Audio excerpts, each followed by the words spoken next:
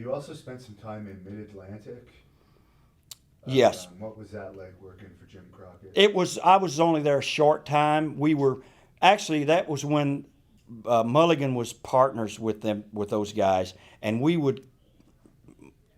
Mulligan would work on some of the towns, and what we would do is split to talent. So I didn't really get checks or work for the Crockett's, so to speak, but I was on some of the cards there. I worked in some of the towns. I worked against Tony Atlas a few times and different people, but Mulligan paid for his guys that he brought, and then Crockett paid for his guys. But I met a lot of guys out of Crockett's territory while working for Mulligan.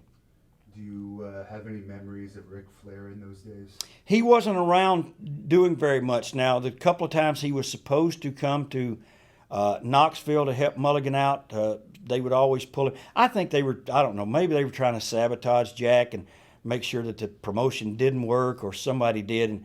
But Flair would never make the towns. The only time I was really around Rick was a few times in Atlanta when I was there, and then he came down to Mobile at Southeastern Wrestling and stayed for a week once, and then came back again for another week a year later when I was back there again and saw him. And we had a fine rapport as far as I knew until he put that nonsense in his book.